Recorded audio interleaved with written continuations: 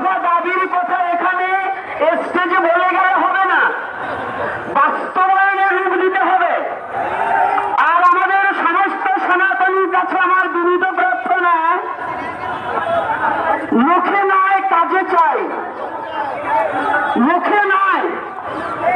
আমরা যে ধর্মটায় জন্মগ্রহণ করেছি, শান্তির ধর্ম, সনাতন ধর্ম, যে ধর্মে কোনো উচ্ছৃঙ্খলতা নেই, যে ধর্মে কোনো বর্বরতা নেই, যে ধর্মে কোনো পরকীয় হিংসা নেই, যে ধর্মে মানুষকে নিন্দা নেই, যে ধর্মে মানুষের কথা বলে, যে ধর্মে মানুষের আত্মচেতনার কথা বলে, আমার সেই ধর্ম সনাতন ধর্ম। আর আমার সেই সনাতন ধর্মকে নিঃস্ব করার জন্য যে কুচক্র মহল আসুক না কেন, তাদের হাত ভেঙে গুড়িয়ে দিতে হবে। আমার সনাতনের প্রতি বিন্দুমাত্র আর চোখে তাকালে তার চোখ তুলে দিতে হবে। কারণ এই ঘুমন্ত প্রাণীকে ঘুষা দিয়ে জাগাবার চেষ্টা যেন কেউ না করে। আর দফা দাবি করেছে, বেশি কিছু নয়। সনাতনী একটু আগে আমার বাবা বলেছে, আমি একমত। সনাতনী কখনো ভিক্ষা ছাড়া হাতে নেয় না, সনাতনী কোনো কারো দয়ায় বাঁচে না। সনাতনী যুদ্ধ করে বাঁচতে শিখতে হবে, যুদ্ধ করে বাঁচতে শিখতে হবে, সনাতনী কারো দয়ায় নয়। যে জাতি দয়ায় বাঁচতে চায় না, যে জাতি ভিক্ষার হাত বাড়িয়ে দেয় না, তাদের প্রতি কেন এত নির্যাতন?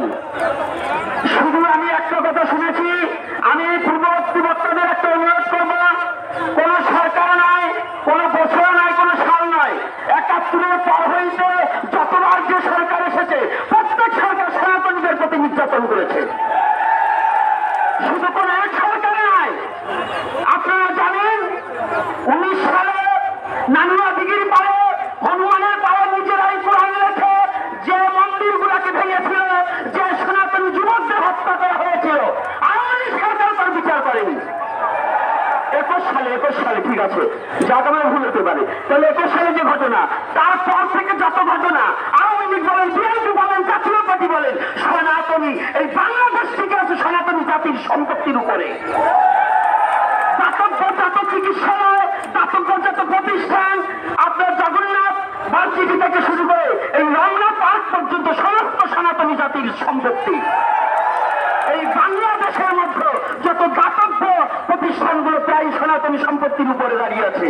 জাদুঘরের যত মূর্তি আছে সব সনাতনীদের মূর্তি, জাদুঘরে যত সংস্কৃতি আছে সমস্ত সনাতনীদের সংস্কৃতি।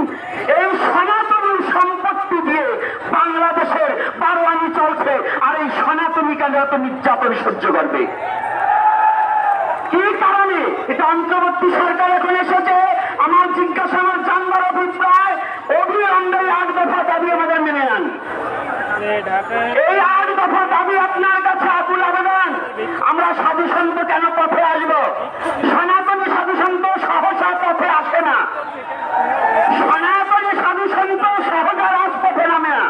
আর যারা যদি একবার সাধু সন্ত এখন আসেনি, এই বাংলায় হাজার হাজার সাধু সন্ত আছে। আপনারা এখনো, আমি অন্তর্বর্তী সরকারের কাছে বলি, সাধু সমাজ যদি একবার পথে নেমে পড়ে, এই ৮ দফা দাবি যদি না মেনে নেন, যদি নেমে পড়ে, জানবেন পুরো শহর অচল হয়ে যাবে, পুরো শহর অচল হয়ে যাবে।